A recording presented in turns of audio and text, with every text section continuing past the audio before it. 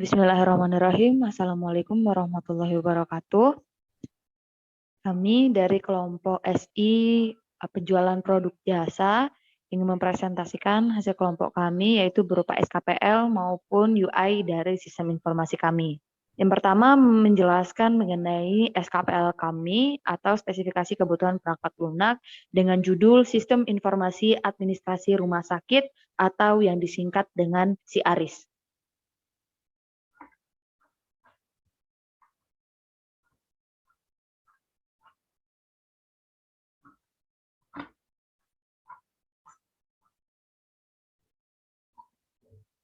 SIARIS, Sistem Informasi Rumah Sakit atau SIARIS adalah perangkat lunak untuk menyediakan informasi secara cepat dan juga untuk mendukung kegiatan operasional rumah sakit.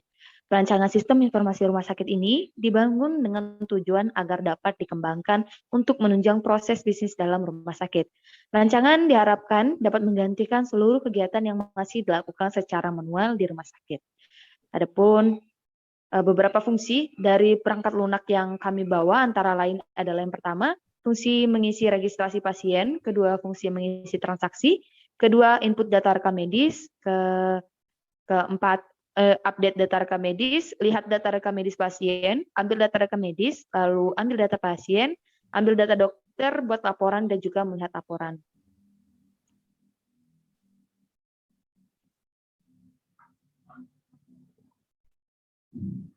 Lingkungan operasi yang terjadi pada proyek kami kali ini yaitu sistem informasi ini dibangun dengan membutuhkan beberapa perangkat lunak dengan spesifikasi antara lain adalah operating system dengan Windows 10, scripting language dengan PHP, JavaScript, dan HTML. Software yang digunakan antara lain adalah SAM dan DMS yang dipakai adalah MySQL. Batasan desain dan implementasi dari SKPL ini antara lain adalah sebagai berikut.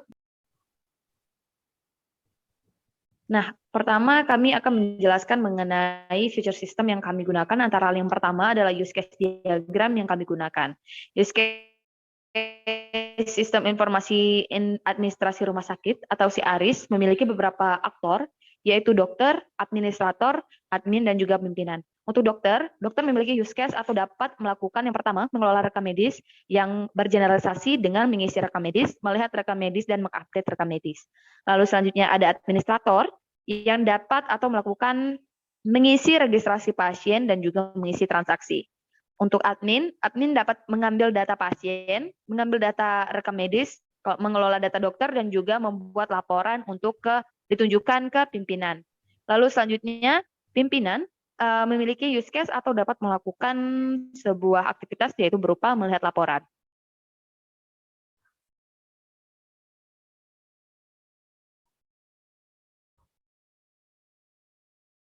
Selanjutnya mengenai activity diagram dari kegiatan ataupun use case yang dapat dilakukan oleh aktor. Yang pertama adalah SKPL P01 yang pertama, yaitu mengisi registrasi pasien.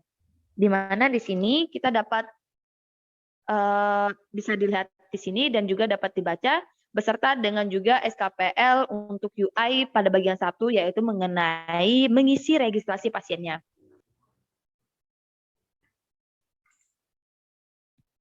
Nah, selanjutnya dilanjutkan dengan kebutuhan non-fungsional lainnya yang berupa kebutuhan kinerja. Dalam proses sistem administrasi, belum terdapat sistem informasi yang efektif untuk kegiatan administrasinya. Oleh karena itu, dengan dibentuknya sebuah sistem informasi yang lebih efektif, akan memudahkan para staf rumah sakit dalam pelayanan kegiatan operasional rumah sakit. Selanjutnya, ada kebutuhan keamanan, di mana sistem menyediakan login dengan username dan juga password. Hal tersebut akan menentukan hak akses apa yang dimiliki oleh user. Selanjutnya mengenai appendix A, yaitu berupa model analisis yang pertama, yaitu class diagram. Class diagram ini berisi tentang boundary yang pertama, yaitu pertama ada UI form rekam medis, UI form registrasi, UI form transaksi, dan UI laporan transaksi. Ada juga UI data rekam medis, UI data pasien, UI data dokter, UI laporan registrasi, UI form data dokter, UI data transaksi, dan yang terakhir UI data registrasi. Selanjutnya dari kelas diagram ini bisa dilanjutkan dengan controllernya. Controller di sini ada beberapa, yang antara lain adalah tambah rekam medis, ubah rekam medis, simpan rekam medis, hapus rekam medis, tambah data transaksi, ubah data transaksi, simpan transaksi pasien, hapus transaksi pasien, lalu ada tambah data dokter, ubah data dokter, simpan data dokter, hapus data dokter. Dan juga ada tambah data registrasi, ubah data registrasi, simpan registrasi pasien, hapus registrasi pasien, juga tampil data pasien, cek laporan registrasi, dan cek laporan transaksi. Selanjutnya mengenai entity dari SKPL kami ini memiliki beberapa tabel, yaitu rekam medis, dokter, data pasien, registrasi, administrator, dan juga transaksi dengan file ataupun beberapa hal yang dibutuhkan untuk melaksanakan controller, boundary maupun entity pada SKPL ini.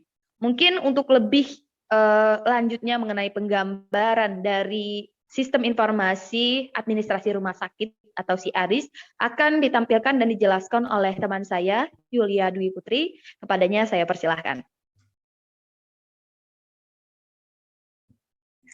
Baiklah, selanjutnya mengenai UI dari sistemnya. Di sini kami menggunakan sistem informasi yang berbasis web dengan database MySQL, lalu menggunakan bahasa HTML dan PHP, dan juga framework Bootstrap.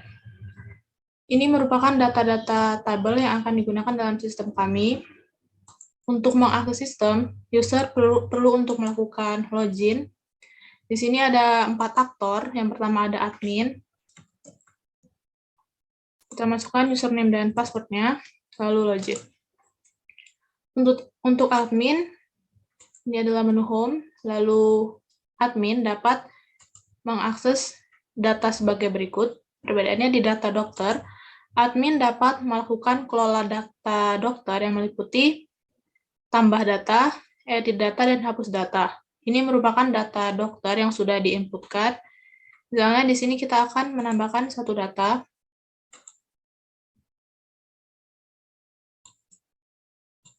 Lalu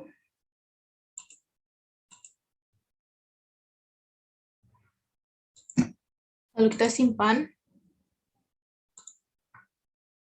Nah, di sini data yang sudah kita tambahkan tadi akan masuk.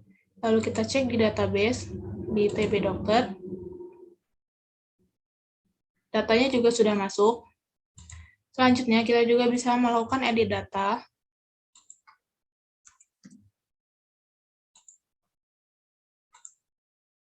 Nah, datanya sudah kita ubah. Kita juga bisa melakukan hapus data. Di sini kita akan menghapus data dengan kode dokter D004. Datanya sudah terhapus. Lalu untuk data pasien dan rekam medis, misalnya di sini data pasien, admin hanya dapat melihat datanya, bukan untuk menambah ataupun edit hapus, karena untuk edit hapus tambah dilakukan oleh aktor, yaitu administrator.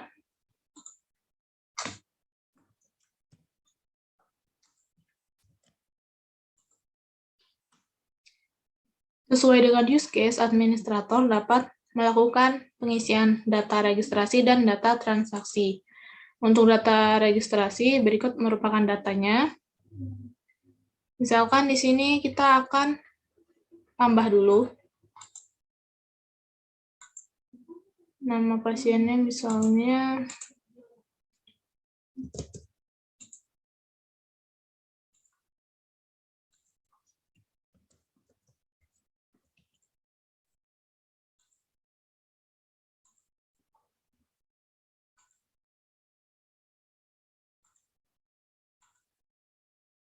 kita lihat apakah datanya sudah berhasil ditambahkan.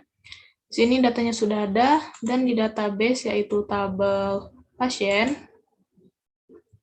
datanya juga sudah tertambah. Kita juga bisa melakukan edit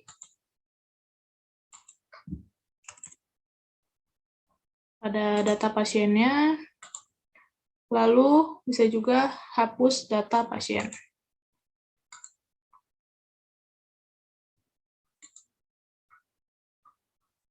Selanjutnya untuk transaksi sama, bisa melakukan tambah data, edit data, dan hapus data. Berikut merupakan data-data yang harus diinputkan dalam data transaksi. Misalnya di sini kita akan menambah data baru, nama pasiennya, misalnya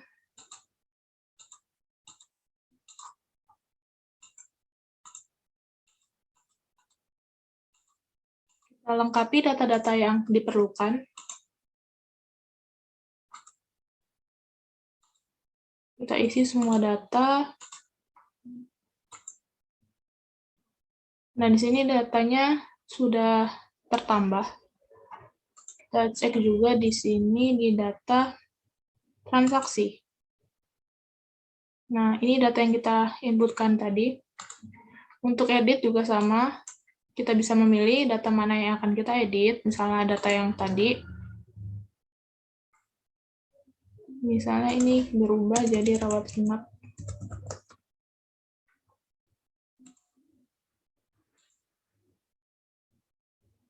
Nah, ini datanya sudah berubah dari rawat jalan ke rawat inap. Kalau mau kita hapus juga bisa. Oke, selanjutnya ke aktor berikutnya yaitu dokter. Dokter, kita masukkan username dan password. Untuk dokter, sesuai dengan use case, dia bisa melakukan kelola rekam medis. Misalnya di sini, kita bisa, ini adalah ID rekam medisnya, kita cari pasiennya, lalu pilih dokternya. Ini sesuai dengan data yang sudah di-input di data dokter pada bagian admin.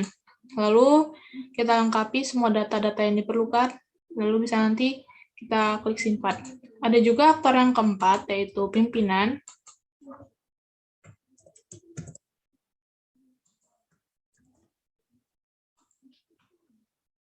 Untuk pimpinan dia juga sama dengan admin, ada akses untuk laporan. Di sini laporannya ada dua, yaitu laporan pendaftaran pasien. Di sini kita bisa memilih periodenya, mau per minggu atau per bulan. Misalnya kita di sini pilih per bulan, maka akan tampil data pasien, data rekapannya selama periode dari tanggal 1 Mei sampai dengan 31 Mei dengan jumlah pasiennya ada 7, ini rincian pasiennya. Selanjutnya, kita juga bisa melihat laporan transaksi pasien. Kita pilih tanggal awal dan tanggal akhir. Kita coba yang periode 1 bulan. Jadi, di antara tanggal 1 Mei sampai dengan 31 Mei ada 5 transaksi. Ini rincian transaksinya. Lalu ini adalah total keseluruhan biaya yang diterima saat transaksi di periode ini. Lalu untuk koneksi ke database-nya, kita menggunakan sintak ini. Ini adalah nama database yang tersimpan di MySQL-nya.